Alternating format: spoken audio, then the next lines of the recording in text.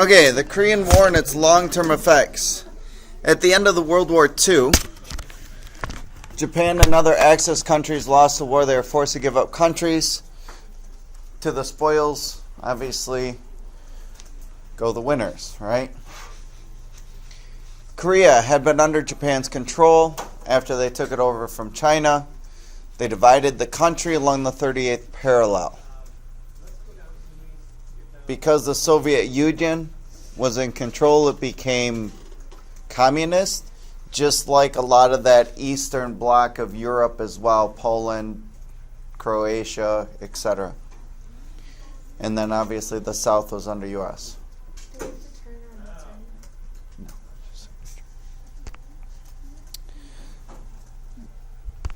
North Korea wanted to unify the government under a communist government. Very similar to what will happen in about 20 years from now with Vietnam. The communists want to take over the whole country, not just parts of it. In June of 1950, the North Korean army invaded South Korea. So attacks occurred along the 38th parallel, or that area, or that line dividing north and south. And you can kind of see the dotted line right there in the middle, right above the word south. That's kind of the 38th line.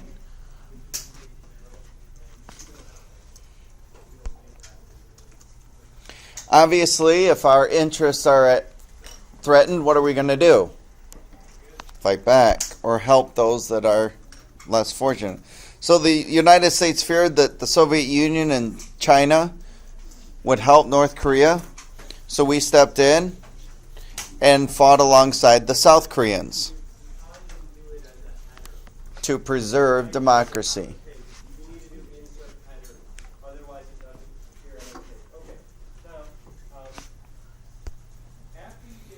President Truman, yes, the same one who dropped the bomb on Nagasaki and Hiroshima, commits U.S. air, ground, and naval forces to the UN, or the United Nations forces. Yes, Maddie. Okay, so you're always saying how U.S. got permission from the United Nations, but what about you said China was in the United Nations, and was it the Soviet Union in the United Nations? So how did they feel about this? At odds.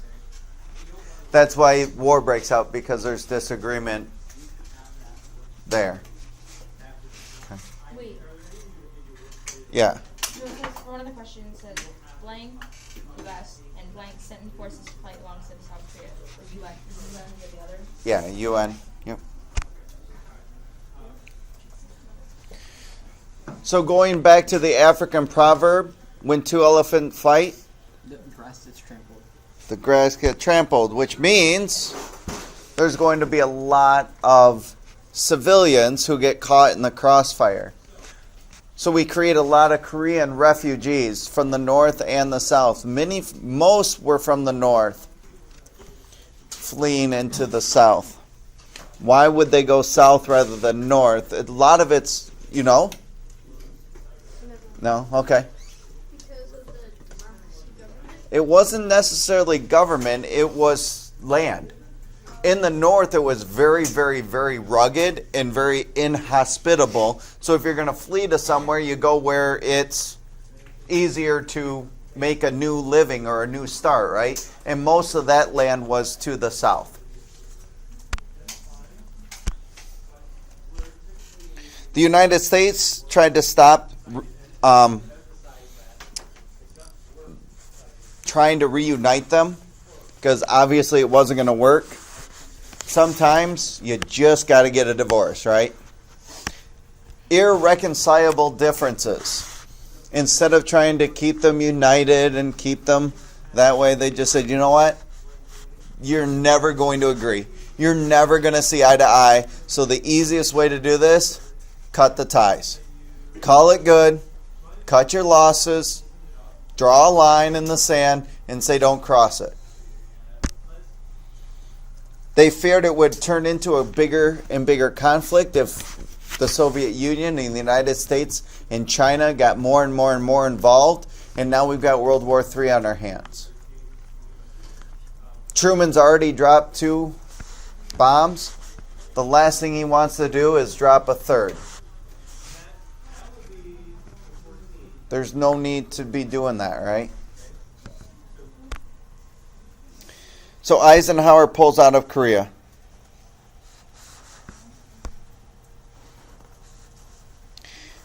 He visits a troop in 52 and says, "We could not stand forever on a static front and continue to accept casualties without visible results." So basically, in other words, he says, if we're not going to win ground and we're not going to put these 2 countries together, then it's not worth fighting and we need to get out of here. So within 2 years of starting the war, we're done. Ironically enough, the lessons learned in Korea will not be learned for Vietnam in just a few years. Many of the corporals and the lower class privates who fought as young soldiers in Korea were fighting under their commanders who fought in World War II. Ironically enough, they will be the lower staff will become the generals and the commanders during the Vietnam War. During that stretch of like 50 years, Oh, yeah. Well, then we end with that, and then we fight the Cold War against the Soviet Union throughout the 60s, 70s, and 80s. And then we decide to go pick on Iraq in the 90s. And now Afghanistan. And so what was the cost of this war? 30,000 Americans lost their lives. The UN casualties were around 15,000. China loses over 1 million soldiers. None of these were anywhere close to the grass, according to the African proverb, or the civilians and soldiers of the people who lived there. 4 million Koreans lost their lives. North and South. North and South. Most of those were civilians. Now the casualty rate was a lot lower than World War II because of better medical advancements. Well, they also had not less people, but there was also, more casualties because of injury. But there was like less countries. There was, but I'm not saying, I'm talking like percentage-wise. So those who got hurt would have died because of these MASH units. MASH units were mobile hospitals. And they were kind of devised and developed towards the end of World War II and then put into place effectively in the Korean War. Wasn't there a TV show about There was. There was. It's a TV show called MASH.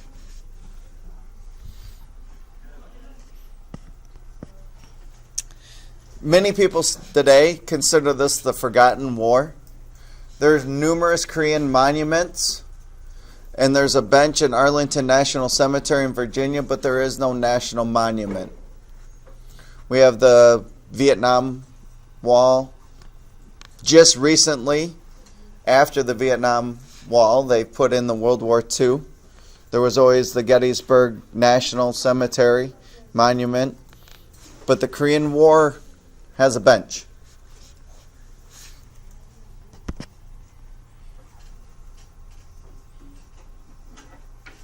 And they're now developing some more to not forget this war.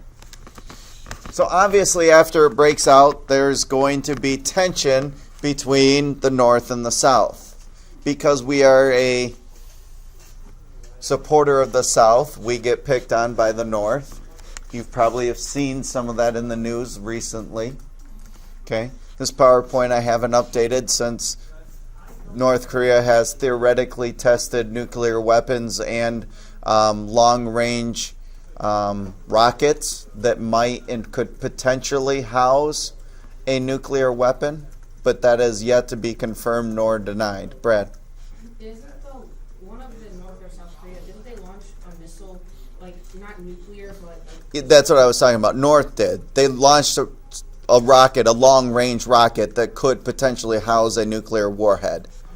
And that's what they've been trying to do, is build their rocketry program so that it can house and go long distance with potential nuclear warheads. And that's probably the United States' greatest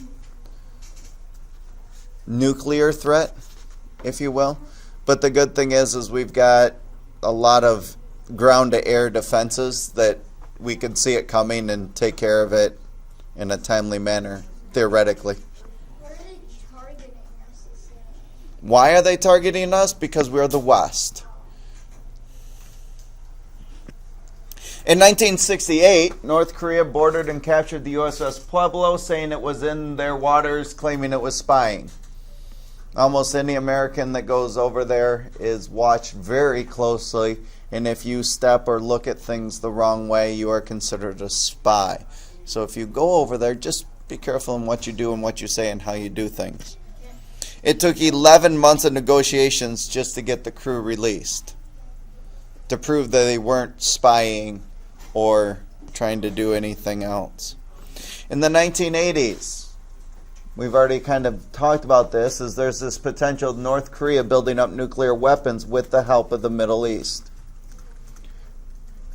North Korea finally joins to join a 20-year-old non-proliferation of nuclear weapons treaty in 1985. This was developed after the Cold War between the Soviet Union and the United States. That meant no new weapons would be made and all the stockpiles of nuclear weapons would be reduced.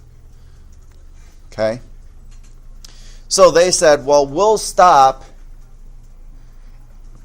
and we are not going to allow you to monitor our nuclear program unless you get rid of all the United States nuclear weapons from South Korea. Which we did. Soviet Union collapses. North Korea no longer has a potential military or economic ally. Conditions get horrible for North Korea. If you look at the geography of North Korea, it is not a pleasant place to grow crops, industry, or anything else like that. They rely heavily on other countries for their resources. So, by 1991, they decide, okay, we'll be friends. We need your food. We need your money. George Bush withdraws all the remaining nuclear weapons from South Korea.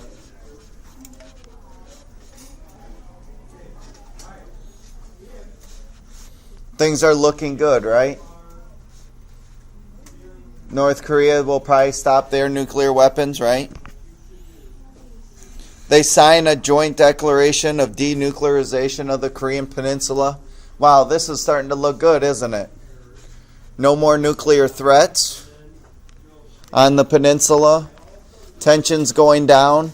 That's kind of like being in a gunfight and people starting to put their guns away, right? Nobody's going to get hurt in the crossfire. Situation improves when North Korea finally allows inspections of its nuclear facility.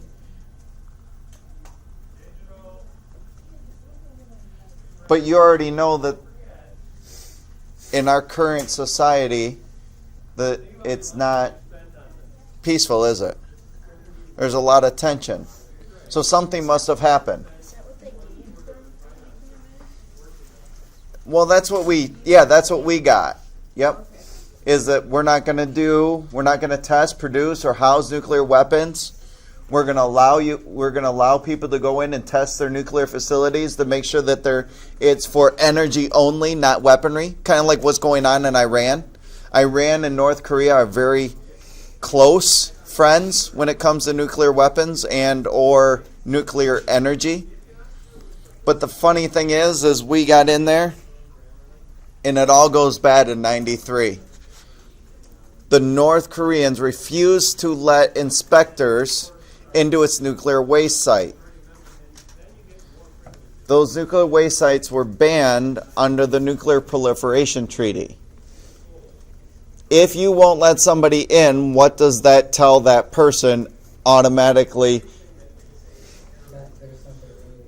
You're hiding something, right? If I said, "Hey, can I check out your locker?" You're like, "No, no, no, no, no, no, no, no, no, no, no, no, no, no, no, no, no. Do not go in my locker."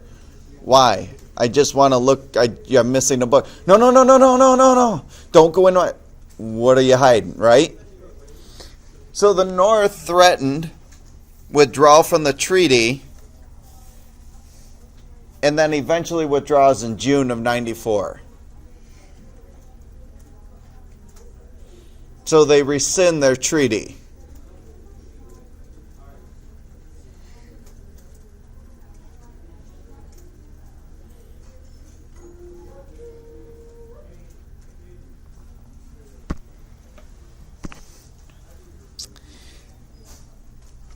In 1994, we tried, after they said, "Nope, we're not part of this treaty anymore," we said, "Okay, come on. Let's talk this out. Let's work this out." But Kim Il-sung dies. He was the president, known as the Great Leader. Of all their leaders, I'd say he was the most rational. But that's just my opinion. The U.S. didn't have much faith in his son, Kim Jong-il, who became the new leader. No, he is dead now. Oh yeah, it's kind of like a monarchy. But it's not really a monarchy. It's a communist monarchy, dictatorship. We do what we want, military in charge. Yeah, kinda. They're elected. Quote unquote elected. They hold an election. There's only one person on the ballot. I don't know. A lot of reading between the lines when it comes to North Korea. I looked up that Kim Il-sung, and it says he was the supreme leader of the Democratic People's Republic of Korea. Yeah. But was it North Korea communist? It's hard to categorize North Korea's governmental structure for a lot of reasons. They call themselves a democracy, but yet there's very few things democratic about it. More of a dictatorship. Yeah.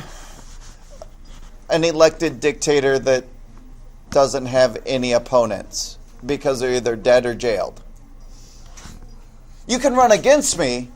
Oh, you sneezed wrong. Go to jail. Okay, I'm exaggerating a little bit, obviously, but okay. They didn't think it would be able to pull North Korea out of their economic crisis and famine conditions of the eternal leader, and they were right. By 94, the Clinton administration in North Korea made an agreement that the North Korea nuclear development, we would help them develop nuclear energy, because nuclear energy is less expensive and you can get more out of it for electricity. If they freeze it and stop it, we'll give them the oil and the money they need to construct those water reactor plants for energy, not nuclear weapons. Does that make sense? So you freeze it, we'll help you build it in exchange for freezing your nuclear weaponry. We'll help you build the nuclear energy and give you money and give you oil. Sound like a good deal? Yeah. It was supposed to build up this between the two Koreas and the United States. I think that's a pretty good deal. So did the Clinton administration. So wait, they wanted oil and water from North Korea, or No. If they freeze their nuclear weaponry, stop trying to make a nuclear weapon. We will give you oil and money and help you construct a nuclear energy power plant. The most expensive part is the water reactors, where the nuclear energy is used to boil water and turn it into steam, and the steam turns the turbines and makes electricity. That's the most expensive part about it. Okay? So we said we'll help you build it because that's the most complicated piece as well. If you stop trying to turn this nuclear energy into a weapon, we'll give you money, we'll give you oil until this thing is built. You need oil for energy, right? We use it all the time, every day. Gasoline to, oil-powered energy plants. So things were going well for about 4 years. Until they decided that they wanted to test a ballistic missile in 1998. North Korea, or the United States, was upset because North Korea was exporting similar missiles to nations in the Middle East, like Iran. They're building their ballistic missiles that can fly long range and potentially house nuclear warheads.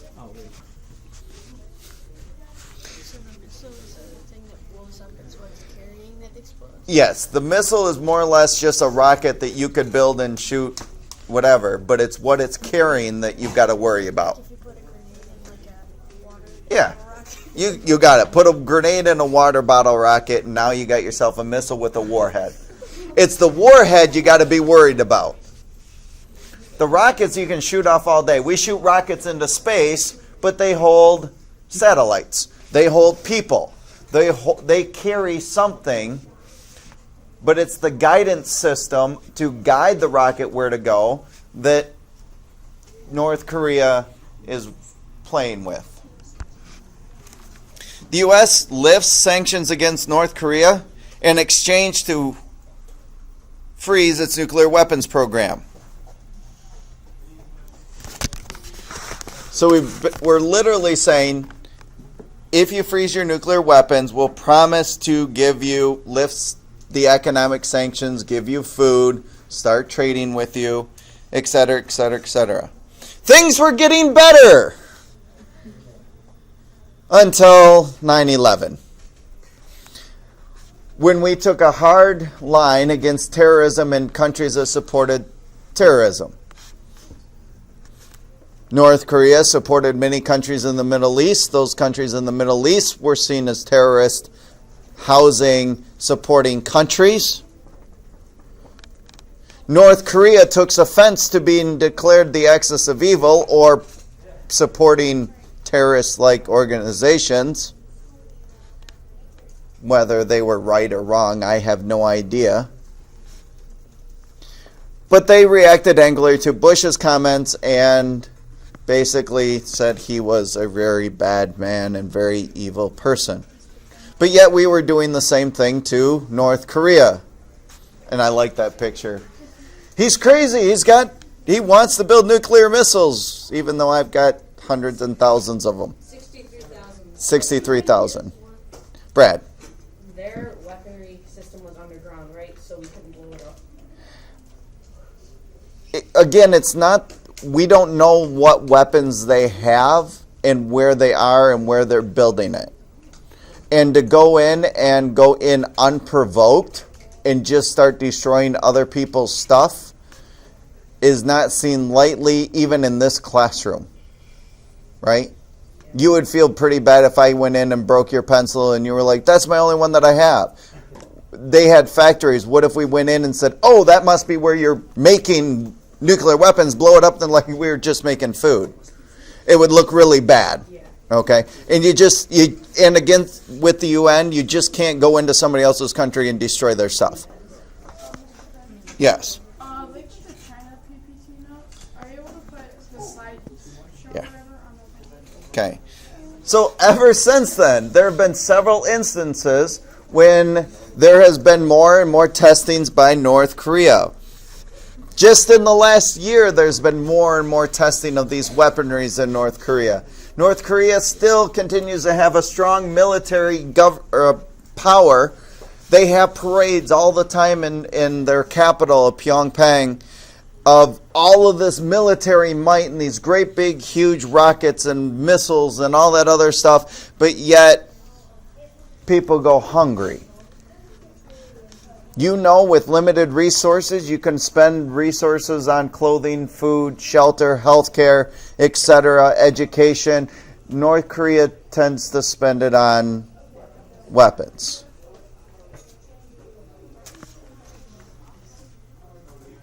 Just to give you an idea, this is one of my favorite pictures coming up of the amount of energy they spend on building their infrastructure. You guys know and should remember what infrastructure means. Here's a picture of North Korean or the Korean Peninsula taken during dusk and with just the technology and the lights on. See if you can pick out the difference between China, North Korea, and South Korea. Can you pick out the capital of North Korea? I can see that. Is that Seoul? The big dot in South The big one in South Korea is Seoul. Pyongyang is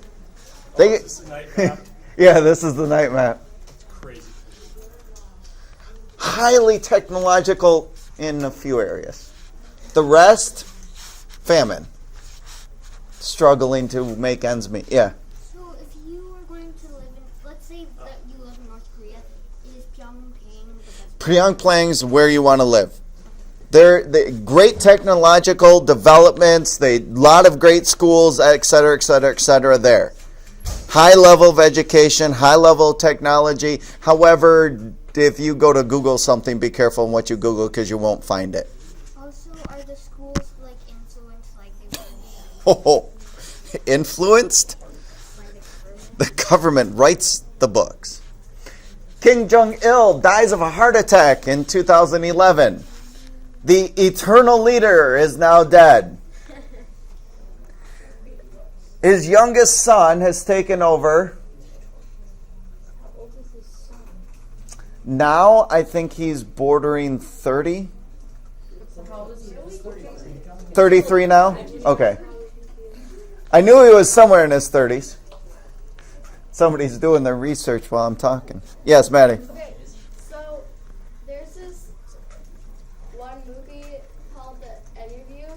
Oh, yeah. No. Like, Don't- So not even close to accurate. The Interview.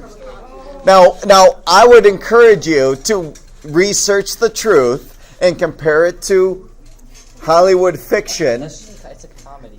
Yeah, and it's there just to really make fun of them. And he took major offense, and now he's trying to develop even more nuclear weapons.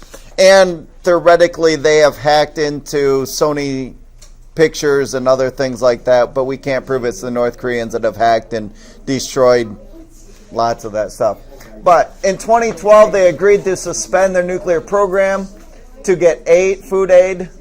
They continue to have talks with China, Japan, the United States, etc. And to be honest with you, in my opinion, after studying this, Kim Jong-sung is probably even more of a loose cannon than his grandfather and his father. Yeah.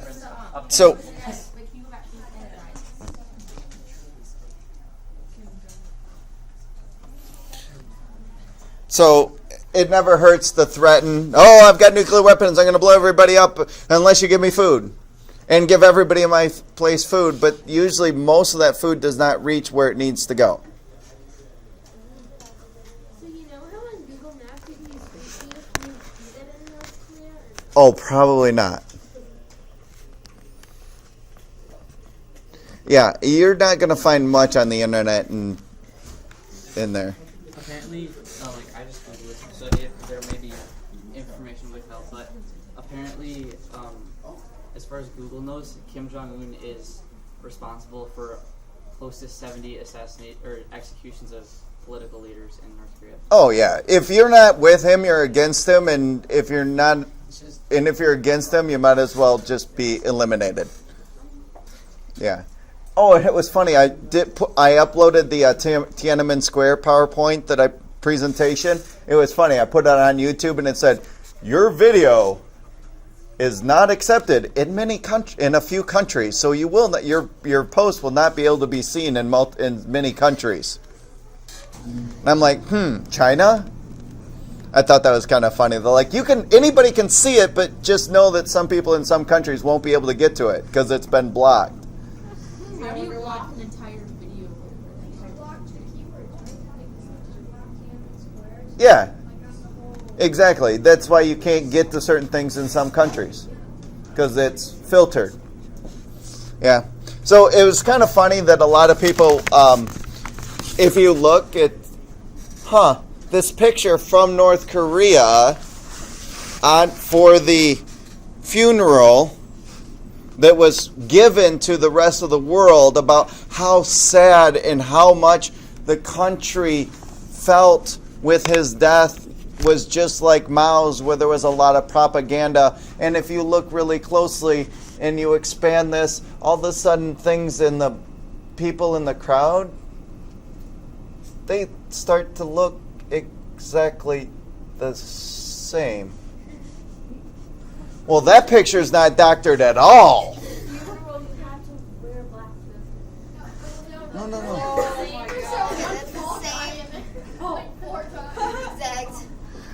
These three people right here. 1, 2, 3. Those are right there. 1, 2, 3, 4, 5. 1, 2.